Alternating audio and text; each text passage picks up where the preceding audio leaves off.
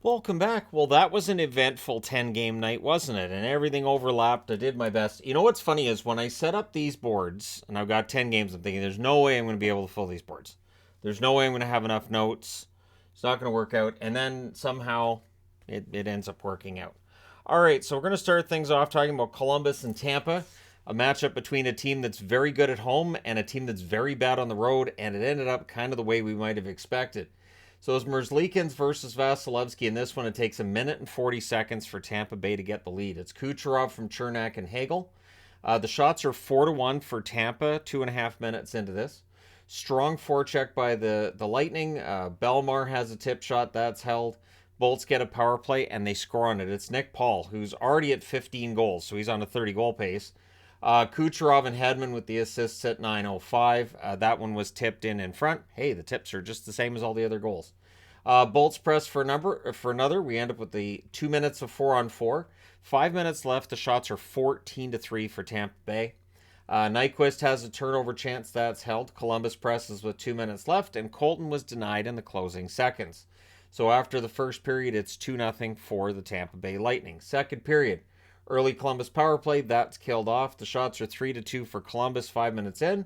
There's a press by the Blue Jackets, and Bayreuther gets a goal at 7:04. That one went in off Hagel. It was a screenshot. No chance there for Vasilevsky. And then Tampa Bay would answer. It's Nemesnikov from Bellemare at 10:25. Sergachev has a net feed that's held. There's a press by Columbus with 1.5 minutes left. But after 2 periods, the Bolts are up by a score of 3-1. So third period. Early press by Columbus. There's a Tampa Bay power play. That's killed off. And then Bernie gets his first NHL goal from Line A at 4:35. The Bolts go back to the power play, and they score on that as well. Kucherov scores from Hedman and Stamkos at 6:33. So pretty good power play tonight for Tampa. Then there's a press by Columbus at 8 minutes. We end up with another Bolts power play, and they score on this one as well. It's point from Kucherov and Stamkos at 12:22, and then 1 minute and 26 seconds later, Colton makes it 6-2 from Maroon and Paul. At 16:34, Marchenko scores to make it a little more respectable, but your final score is 6-3. Tampa Bay Lightning go to 25-13-1 with the win. Columbus 12-26-2 with the loss. The shots in this one, 21-6 Tampa in the first, 12-7 Tampa in the second, 13-11 Tampa in the third. The final shots are 46-24 for Tampa Bay. Power plays, Columbus 0 for 1, Tampa Bay 3 for 4. Big part of the difference right there. Hits 41-25 for Columbus. Merzlikins 40 saves on 46 shots. Vasilevsky saves 21 out of 24. So, yeah, Tampa Bay won this one relatively easily. Next up, Minnesota in against the New York Rangers. So this was a tight one. I believe Minnesota doesn't have a win yet against a Metro opponent, if I remember my own video from the other day. It's Fleury versus Shesterkin in this one. Early Rangers power play. Fox has a shot that's blocked. That's cleared out. They do kill it off, but the Rangers go right back to the power play. The Wild kill that off as well, and they're rewarded with a power play of their own. All the power plays get out of the way relatively early in this one.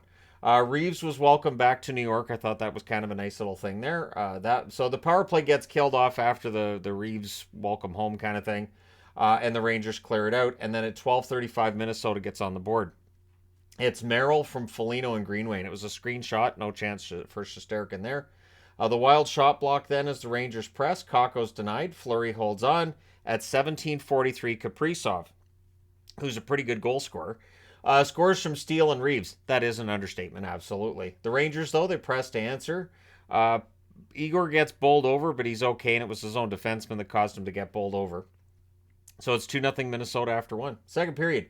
Early press by the Rangers. The Wild press back. Pretty good start. And then Keandre Miller, great play. He scores from VC at 2:37, makes it 2-1. Then there's a near miss and close for Trocheck. The shots are 9-3 for the Rangers, 8.5 minutes in. There's a press by the Wild with 9 minutes left, and then the Rangers press back with 7 minutes left.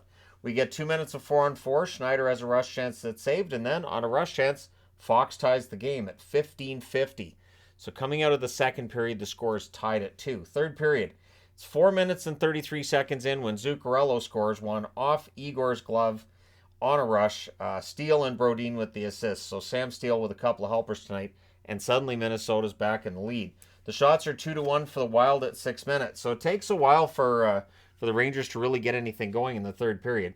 And then the Wild are a post away from a 2-goal lead. What could have been, right? Greenway has a screenshot that's held. The Wild really weren't giving very much, but then Hedl, he scores from Fox and Miller at 13:35, and they celebrated with kind of a line brawl after. So that's an interesting way to celebrate. And you could tell late in this one they were kind of playing for overtime, and we get there. So in the overtime, the Rangers control early. No Kreider, though. Kreider got hurt during this one. Fans call one, the ref doesn't. Boldy with a net drive, that's defended. Trocheck has a rush chance, that's saved. Too many Wild on the ice, the Rangers get a power play. Panarin has a shot that's saved, the rebound's held. They do kill that off, and they do go to the shootout. In the shootout, it is Artemi Panarin with the winner, and the New York Rangers win this one in a shootout 4-3. They go to 23-12-7 with the win. For Minnesota, 22-14-4 with the shootout loss. They'll take that in New York, but they'll wish that they hadn't just hit the point in the third and they would have won this one. So shots in this one, 13-11 Minnesota in the first, 20-10 Rangers in the second, 7-6 Minnesota in the third, and the overtime 6-2 for the Rangers. Final shots 43-32 for the Rangers. Power plays Minnesota 0 for 1. Rangers 0 for 3. The hits were 26-19 for Minnesota. Fleury saves 40 out of 43. Shesterkin saves 29 out of 32. So, pretty evenly played game, fun game as well, and there you go. The Rangers end up getting the victory in it. All right, next up, New Jersey and Carolina. Boy, was this game unpredictable. It really looked like Carolina was going to get out of their slump, and then they didn't. So it's Vanacek versus Kochetkov. Nason has a net feed. That's picked off. The shots are 2 apiece at 6 minutes. Pretty good chess match at points in this game. Pacioretty has a tip shot. That's saved. The Devils get a power play. Carolina kills that off. Devils go back to the power play. There was a shorthanded chance for Fast. That was held. And then Kotkaniemi gets the shorthanded goal in the following play from Natchez at 13:03. And then most importantly, the Canes finish the kill. Power play then for the Canes. Pacioretty has a blast that's held. That's killed off. And then at 17:06, Siegenthaler scores from Hamilton and Hischier. That ties the game up. The Canes would press to close out the period. It's 1-1 after 1. Very evenly played thus far. Second period, well, I mean, the shots are double in favor of Carolina, but I thought New Jersey had good stretches in there. So second period, Pesce has a shot that's blocked. Fast draws a power play. Becomes a 4-on-4 and 29 seconds later. All that gets killed off. The shots are 6-0 for the Canes at 8 minutes. And at 8:50, Pacioretty scores from Aho. So he's got 3 goals in 3 games. He's pretty happy to be in Carolina. Canes get a power play. Pretty aggressive penalty kill by the Devils, though. They do kill that off, just allow the one shot. Devils, they end up going to a power play, and they allow another shorthanded goal. It's Aho from Teravainen and Pesce at 17:34, and then the Canes finish the kill. So tonight, shorthanded goals against New Jersey, like they're Vancouver or something. And then the Devils, the comeback starts. First, it's Mercer on a net drive. Fantastic net drive. Severson and Graves with the assist at 19:06. And then 20 seconds later, Boquist scores from Mercer and McLeod. That ties up the game. So we go to the third period. The Devils had the only shot 6 minutes in. So I'm scrolling through all these games, and really it was like a chess match. It was who's going to make the first mistake. It turns out that Mercer decides, I'll take it myself then. At 8:53, he goes beast mode. He scores the second goal of the game. Boquist and McLeod with the assists. So Boquist with a couple of points, McLeod with a couple of helpers. And suddenly, it's a 4-3 lead for the New Jersey Devils.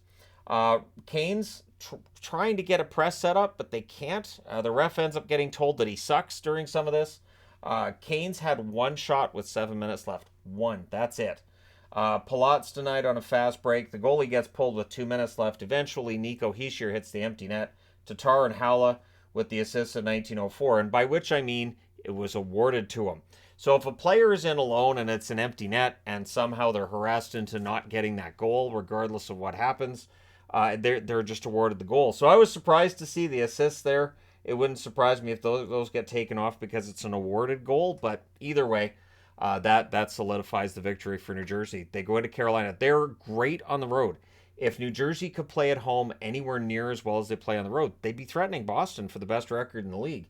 New Jersey's now 26-12-3 with the 5-3 win. Carolina 25-9-7.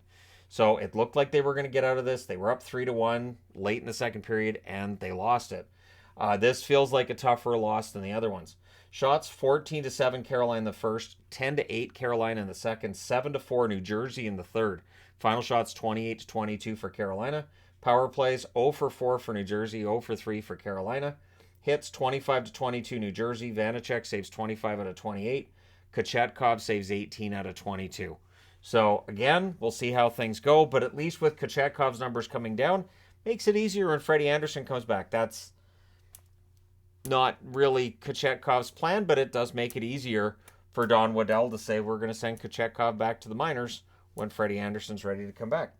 All right, next up, Seattle in against Buffalo. Like I always say, these Buffalo games are always very entertaining. This one, no exception. Grubauer versus Comrie. Grubauer had a very good game tonight. Cousins has a net feed. That's cleared. The Sabres are getting zone time. They're not getting shots at this point. The Kraken had the only shot on net 5.5 minutes into the first period. Thompson has a net drive. That fizzles out. Yoki Haru has a shot deflect wide. Schultz was then denied on a rush. And then Tuck scores on Buffalo's first shot from Thompson and Skinner at 9:56. It was a fantastic play by Thompson to set that up. Kraken press with 6.5 minutes left, but Buffalo ends up getting a power play. Seattle does kill that off. 1:15 left. The Kraken get a power play, and they score on it. It is Eberle from Burakovsky at 18:52. So after the first period, it's a 1-1 draw. Second period, Fan gets hit with the puck. It's a delay. It's a young girl. I think she was a teenager. Fans getting hit with pucks. You've got to keep your head up. If you're behind the players' benches, you've got to be aware of the pucks because they are deadly objects. This is it's always scary when a fan gets hit. So it was nice to see security and doctors and everybody that needed to be there got there immediately and did what they could. Sabres get a power play shortly thereafter. Dahlin scores on it at 5:12. Skinner and Cousins with the assists. The shots are 5-2 for the Sabres at 8:49 or at 8 minutes. But at 8:59, Seattle scores. It's Yanni Gourde from Schultz and Bjorkstrand. Then there's a near miss for Thompson as Buffalo's trying to get the lead back. Sprong was denied on a net drive. The Sabres press with 3 minutes left. With 1:51 left, the Sabres get a power play. It then becomes a 4-on-4. So we go to the third period. Early turnovers by both. And then Seattle gets the lead. It's Beniers from Dunn and Burakovsky at 1:06. So Matty Beniers on a 5-game goal-scoring streak. He taps in a rebound there. The Sabres press to respond. Olofsson can't bury one in close. There's a goal line stand by Comrie. The stats didn't tell you, but I thought Comrie had a decent night. And then one goes under Comrie's pad. It's Schultz at 5:17. Unlikely for him to get the goal, but here we are. He gets it and puts them ahead 4-2. Things get pushy after a hold by Grubauer on the next shift. Thompson has a rush chance. That's held. Seattle presses with 8 minutes left. Power play for the Sabres. That's killed off. Sabres press with 2.5 minutes left. They pull the goaltender with 2:15 left. 32.8 left. We get some punching between these teams, and eventually Buffalo does get a goal. It's Tuck from Dahlin and Cousins at 19:38. That makes it a little closer, but your final score is 4-3 in favor of Seattle. They go to 24, 12, and 4 with the win. Buffalo 20, 17, and 2 with the loss. So a couple of costly losses for Buffalo in their last 2 games over the last 24 hours. And that has to be frustrating for them. They had all this momentum, and then just a couple of losses combined with wins by teams they're chasing, and suddenly things get more daunting. Shots in this one, 7 apiece in the first, 10-7 Buffalo in the second, 18-8 Buffalo in the third. Final shots are 35-22 for the Sabres. Power plays, Seattle scored on the only one they had. Buffalo was 1 for 4. Hits, 21-16 Seattle. Grubauer saves 32 out of 35. Comrie, 18 saves on 22 shots. So my guess is, based on that, Buffalo carries 3 goaltenders for a bit while they're trying to figure things out. All right, and last one on this board, Vancouver in against Pittsburgh. So, just so everybody knows, my wife jinxed the Canucks. They were up 3-1. She came into the room and she said, well, it's nice to see the Canucks are doing well because the Jets weren't performing well. And I just kind of looked at her, and then the rest of the game happened. So, she admitted it was her fault. All right. So, Martin has nothing to do with the players on the ice. Nothing. It's all superstition. Martin versus DeSmith in this one. The Canucks had the early jump, but the shots are 2-0 for the Penguins at 3.5 minutes. So, the Canucks aren't hitting the net. Mikheyev has a rush chance. That's saved. And then Garland on the second shot for Vancouver gets a goal from Hughes and Shen at 4:46. The Pens press to answer, but Vancouver gets another. It's Besser from Horvat and Mikheyev at 6:40. And then on the Canucks' 7th shot, 25 seconds later, by Hughes, they go up 3-0. It's Hughes from Lockwood and Pettersson. That ends the night for DeSmith. He's done. Now, it said 7th shot at the time. That's been dropped to 5 shots, so it's 3 goals on 5 shots. Hey, happens. So, yeah, Tokarski's in the net, and that would be where things change. This is why pulling the goaltender and switching it out can be a good thing. So there's some punchiness going on at the Canucks net shortly thereafter. Penguins get a power play. It becomes a 5-on-3. You can't give them a 5-on-3. They score on it. It's Malkin from Smith and Rust at 8:57. It just trickles in. The Canucks kill off the 5-on-4, but you could see the momentum had shifted. Penguins press with 6 minutes left, and eventually at 14:25, Crosby gets a goal to make it 3-2. From Dumoulin and Rust, the Penguins are in complete control, and then Zucker ties it from Malkin at 16:30. The Canucks get a power play. That's killed off. It's 3-3 after 1. Second period. Good back and forth early. The shots are 2-1 for the Penguins, 5.5 minutes in. Canucks get a power play. It's a 4-minute power play, and then we end up with 2 minutes of 4-on-4 about 26 seconds later. During the 4-on-4, Malkin scores a one-timer on a rush. Zucker with the assist at 7:58. And then when we get back into Canucks power play territory, the Penguins killed that off. Then there's a power play for the Penguins, and they score on it. It is Raquel from Malkin and Smith at 14:31. He buries a rebound. Once again, the penalty kill really letting the Canucks down. Canucks get a power play, becomes a 5-on-3. Nope, nothing happening there. So we go to the third period. Rust has a net feed that's blocked. The Canucks press at 4.5 minutes. Penguins get a power play. That was killed off. There's another Penguins power play. That's killed off as well, just to help the Canucks penalty kill percentage, I guess. It's at 60% tonight, so that's right around average, which is, I've checked, it's not great. Then Dermott scores from OEL and Besser at 12:52, so that makes it a little closer. It's 5-4. Goalie pull with 2 minutes left, and Besser did prevent an empty net goal, but they were unable to generate a tying goal. Your final score is 5-4 for Pittsburgh. They go to 21-13-6 with the win. Vancouver drops to 17-20-3 with the loss. The shots in this one, 20-10 Pittsburgh in the first, 7-5 Pittsburgh in the second, 9 apiece in the third. Final shots, 36-24 for Pittsburgh. Power plays, both teams had 5. Vancouver didn't score on theirs. Pittsburgh scored twice. Hits, 25-20 Pittsburgh. Martin saved 31 out of 36. I'm feeling bad for the guy now. DeSmith saved 2 out of 5, and then Tokarski in relief reminded us he's a pretty good relief goaltender. 18 saves on 19 shots for Dustin Tokarski, and he gets the win. All right, time to change boards. All right, and now the game with all the goals in it. So Winnipeg and Detroit, I really didn't need to take very many notes. The goals tell you the story. So it was Hellebuck versus Husso. Hellebuck did not have a great game. Neither did the defense in front of him. The first shot of the game goes in for Detroit. It's Wallman from Sider and Kopp at 1:16. Yeah, Andrew Kopp against his former teammates. He got some points tonight. The shots are 3-2 for the Jets at 6 minutes, but on their 5th shot, Detroit gets their second goal. It's Berggren from Kopp at 7:21. The Wings are just picking off passes too, so this is some sloppy play by Winnipeg. We get a power play for Detroit. That's killed off, but seconds after that power play ends, Detroit makes it 3-0. It's Sundqvist from Sider and Raymond at 15:27. I think Moritz Sider's been reading all of this stuff about how he's in a slump, and I think he decided tonight, fine, I'll just go out and score all the points. Now, Winnipeg does get on the board shortly thereafter at 17:17. It's Pionk from Scheifele and Perfetti. So after one period, it's 3-1 Detroit. Second period, early chances for the Jets, but Kubalik scores from Sundqvist at 2:57. That was either the first or second shot for the Wings in the period, because 6 minutes into the period, the shots are 4-2 for Winnipeg. So, yeah, baffling. Jets press at 9 minutes. Eventually, they score. Gagne from Gustafsson and Janssen Fjallby. At 9:46, the Jets press for more.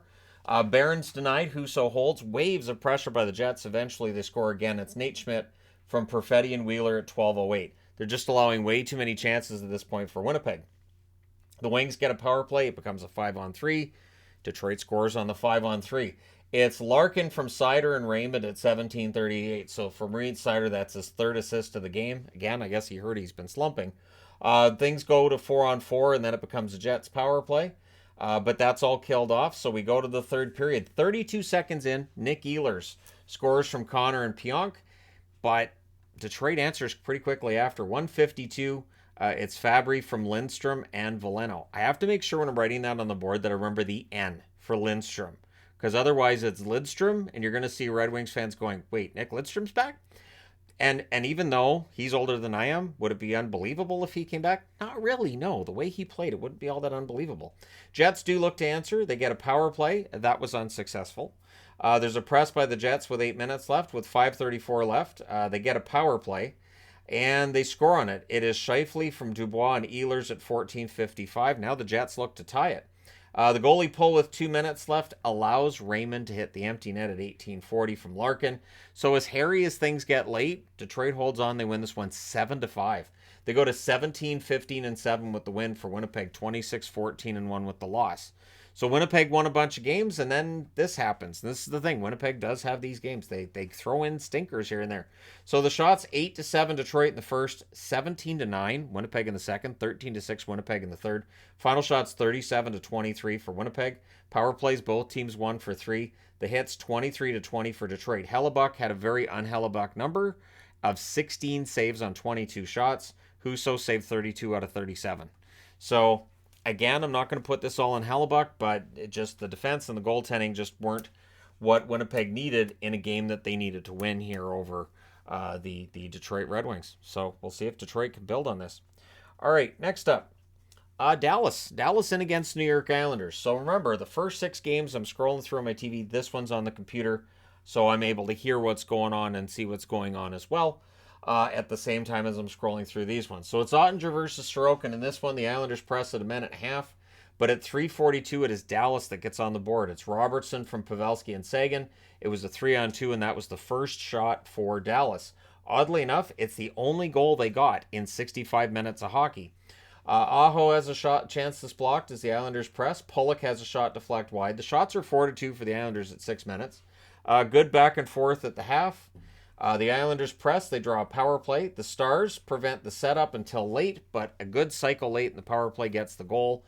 It is Lee from Nelson and Dobson at 13:39. Mayfield would be a post away from getting the lead, but after one period, the score is 1-1. Second period, there's a near miss for Nelson on a 2-on-1. The shots are 2-1 in favor of the Islanders 3.5 minutes in. Fashing has a blast that's held. Both goaltenders sharp in this one, as the score would tell you. The shots are 5-4 for the Stars with 8 minutes left, and it is a chess match at this stage as well. Sagan and Robertson both fire wide during the same pressure by the Stars. They would press again, but they were kept to the outside by the Islanders.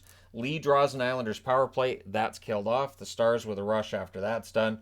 2:56 left. The Islanders go back to the power play. There's a near miss for Barzal. That's killed off.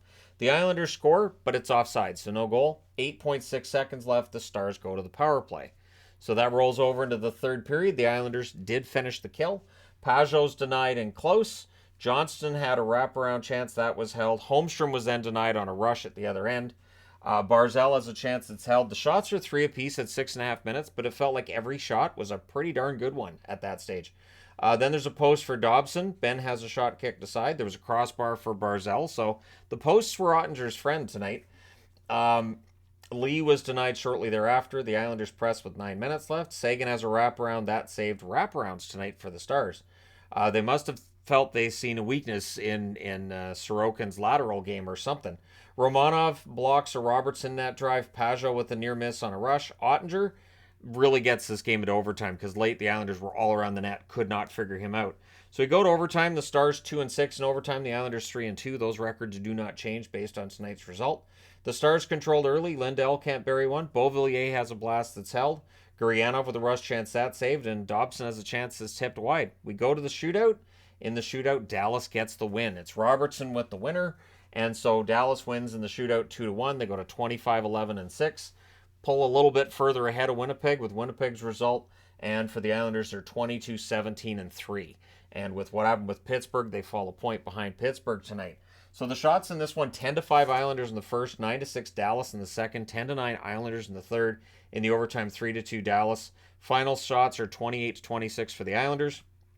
Power plays, Dallas 0 for 1, Islanders 1 for 3. Hits were 26-15 for the Islanders. Ottinger saves 27 out of 28. Sorokin saves 25 out of 26. So it was the goaltending battle we thought it probably would be, and both teams played very well defensively, which is not a surprise considering the teams involved. So entertaining game, low scoring game, and kind of a rarity tonight. All right, next up, Calgary and St. Louis. So again, Calgary Flames cannot keep frittering away points. And this is where we're at. So it's Markstrom versus Binnington. The Flames get a power play. 5 seconds later, it becomes 4-on-4. The Blues then get a power play that's a 4-on-3. And then during what I believe was the 5-on-4, Buchnevich scores from Kyrou and Thomas at 3:50. And that one went in off Chris Tanev's stick. So just one of those goals. Flames try to answer. In fact, the shots are 6-2 in their favor 7.5 minutes in.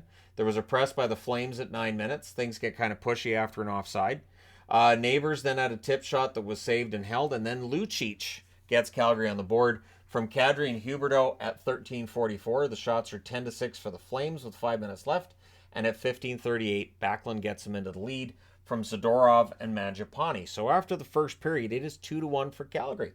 Second period, 1 minute and 2 seconds in, Mangiapane with his 8th from Hanifin and Coleman. The shots are 3-1 for the Flames at 3 minutes. Weegar hits a post. It looks like Calgary might blow them right out of the water. Blues were pinned down. It's all Flames. Ruzicka then has a shot tipped wide. The Flames press with 9.5 minutes left. Calgary gets a power play. There was a crossbar for Toffoli. That's killed off. So coming out of that second period, though St. Louis had a better second half than first half in that period, it really felt like this is Calgary's game, right? They're up by 2 goals. We're going into the third. Well, at 2:20, on a rush, Alexandrov scores from Santini and Neighbors. And all of a sudden it's 3-2. And then before you can really process that, at 2:48, Kyrou scores from Buchnevich and Rosen. So now the crowd's really into it. Things are getting loud, like their jerseys. They were wearing the reverse retro. They're very, very bright. The yellow versus white, I've never been a big fan of that. I still think that a yellow jersey should be considered your light colored. And like if the Flames were wearing, I don't know, their reverse retro blacks, the game would look better. But at any rate, Blues press for the lead. Ruzicka was then denied on a turnover. The Blues score, but it's offside. And it felt like the momentum in the game, it didn't shift as much because it's not like Calgary took over the game, but it felt like that was what Calgary needed to start playing better. Like they realized that they were let off the hook by the fact the goal was offside. And so now it's still a tie game, and they started to play a little bit better. Neighbors has a net drive that saved. The shots are 4-2 for the Blues at the half, so 2 of their 4 shots have gone in. Schen's denied and close. The Flames press with 7.5 minutes left. Achari has a shot that's held, and yeah, I had to put the note on there. It just feels like since the offside goal, the game really settled down. So you go to overtime. The Flames control off the opening faceoff, but after a shot block, St. Louis goes the other way, and they don't make it last very long. 28 seconds in, it's Thomas from Kyrou. So there's your highly priced guys with the new extensions. I think St. Louis is going to be okay. So St. Louis wins this one in overtime 4-3. They go to 21-18-3. They have the exact same record as Edmonton. Edmonton wins the tiebreaker with them, but things have to be getting a little bit nervous now for Edmonton. For the Flames, 19-14-9 with the overtime loss. So again, are they getting points? Yes, but they need to start winning games.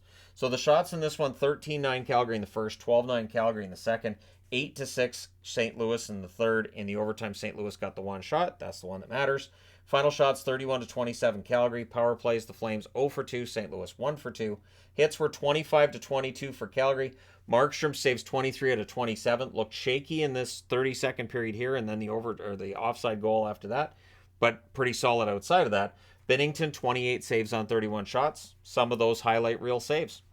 All right, next up, San Jose and Arizona. So this game started up. There were 8 other games on, and here we go. It's Kakinen versus Vejmelka. The shots are 4-1, San Jose at 2.5 minutes. At points in this game, San Jose was just blowing their doors off. LeBanc would open the scoring at 4:39 from Hertl and Meyer. To Arizona's credit, they do come back. It's Hayden from Gostisbehere and Chychrun at 6:29, but the shots are 9-5 for the Sharks at 8 minutes. Coyotes to get a power play. That was killed off by San Jose. But Christian Fischer gives Arizona the lead from Gostisbehere and Chychrun at 16:21. So both Ghost and Chychrun with 2 assists in the first period. And then we had a fight between the newly acquired on waivers Asamont for the Sharks and Josh Brown for the Coyotes. So after the first period, it's 2-1 for the home team. Second period, Sharks get a power play. That's killed off. The shots are 2-0 in favor of San Jose at 4.5 minutes. As again, they get off to the good start. Gostisbehere is a point shot that's saved, but then at 5:59, Sturm ties the game with his 10th goal. He's on pace for 20. Bonino and Lindblom with the assists. Sharks then go back to the power play. They're kept to the outside. Mosier clears it. Benning has a screenshot that's held. Chychrun takes a shot off the side of his knee, and he had a real hard time getting off the ice. And every time that happens, you have to know that the brain trust for the Arizona Coyotes are kind of like, oh boy, because this is the guy that they're planning on moving, and they feel they can get as many as 4 assets for. If he gets injured, you don't get that. But we're not close enough to the trade deadline that you're going to start sitting him. So you're kind of stuck playing him and crossing your fingers he doesn't get hurt. Considering Chychrun's injury history, it's a bet that's got some risk to it. So Chychrun went to the bench. The Sharks had momentum. Good back and forth with 7 minutes left. The Coyotes get a power play. Keller fires one high. I put on the board Chychrun was out. The next shift, Chychrun was on the ice. He was part of the second power play unit, so I guess I brought him back. The Coyotes pressed with 2.5 minutes left after not scoring on that power play they had. We're going to the third period tied at 2 at last 9 seconds. Yeah, 9 seconds in, it's Nieto from Couture and Barabanov. Coyotes get a power play. Gunther has a shot that's blocked. That's killed off. It was Vlasic blocked that. Coyotes go back to the power play. The Sharks don't let him set it up. It's killed off, and then the Sharks rush the other way. Meyer has a net drive. That's held, and then Megna gets his first goal of the season from Carlson and LeBanc at 14-10. LeBanc's been all over the board the last few games, so he's definitely performing. It's a screenshot on a face-off win, so Vejmelka never saw it. Coyotes press to respond. They pull the goaltender with 2:20 left. They are unable to get a goal. Your final score is 4-2 for San Jose. They go to 13-21-8 with the win. For Arizona, they're 13-22-5 with the loss. So the shots in this one, 12-10 San Jose in the first, 11-8 San Jose in the second, 11-10 Arizona in the third. Final shots are 33-29 for the Sharks. Power plays, San Jose 0 for 2, Arizona 0 for 4. The hits 31-25 for Arizona. Kakkonen saves 27 out of 29. Vejmelka saves 29 out of 33. So, yeah, I mean, it's a game that doesn't really mean anything in the standings, but still entertaining, and San Jose gets the win out of it. All right, last game of the night was bonkers. Absolutely bonkers. And again, the goals kind of tell the story. So, we'll go through this. It's Florida and the Colorado Avalanche. Bobrovsky versus Georgiev. Had to make sure I put the timestamp down. There's been a couple times lately where I forget to put the timestamp down for an individual game, and then I got to rewatch the video to find it. So, I did write it. Shots are 2-1 for the Avs at 2 minutes. The Avalanche get a power play. That was killed off. Their power play, bit of a problem right now. So, Rantanen has a rush chance that's saved and held, and the shots are 5-1 for the Avs at 7.5 minutes. The Avs press at 8 minutes. It's all Colorado until at 9:07, Barkov buries one in close on the second shot for Florida. Lindell with the assist there. And then on their fourth shot at 11:52, Florida makes it 2-0. It's Montour from Verhaeghe and Bennett. The Panthers then get a power play. You know they're going to score on it. It's Bennett from Reinhart at 13:47. The shots even up a bit in the second half, but Colorado does get on the board. It's Cogliano from McDermott and Makar at 19:06. Cogliano kind of wires it there, so nice goal there. The Avs did press to close out the period, so it felt like the momentum had shifted. And so you expect in the second period that Colorado, the home team, is going to take that momentum and really roll with it. Early press by Florida in the second period. The Avs were flat, not generating chances. They get a power play. Rantanen fires one high. The next shot that he had was held. Near miss from Makar. The Panthers clear it. There's an open net miss by Girard. Power play's killed off. McKinnon's then denied on a 3-on-1. The shots are 6-3 Florida at the half. So Florida's outplaying Colorado in general at this point in the period. There was a fight between Smith and McDermott. Verhaeghe has a rush chance that's held, and there was actually another skirmish going on at the same time, but it didn't qualify as a fight. They just kind of punched each other. It's weird. So the Avs end up getting a power play. That's killed off. There was a high hit on Cogliano. No call there. Not saying there should have been, but the announcers were like, it's a high hit. So I figured put it on the board. Rantanen to McKinnon, near miss there. And then Tkachuk buries a rebound from Barkov and Montour at 19:08. Like, Matthew Tkachuk scores goals from like 6 inches from the net, and they look easy to us. And yet if it's easy, why doesn't everybody do it? So after 2 periods, the score is 4-1. Florida's home and cooled.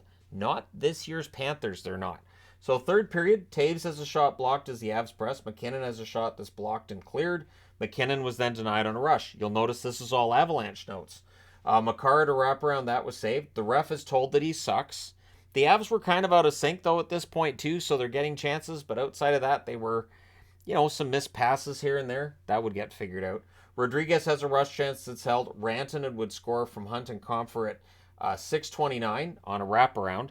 And then 20 seconds later, McKinnon scores from Rantanen and Girard.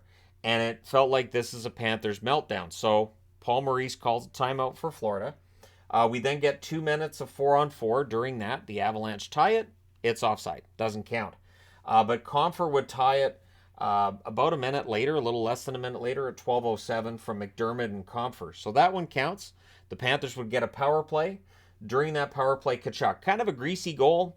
It bounces off Makar and then bounced off another Avalanche player. So it kind of ends up looking like a Makar own goal because it went off of his stick. But it's a goal, and it makes it 5-4. So the Panthers, at this point, were ahead. Colorado did what they could to tie it. They did pull the goaltender.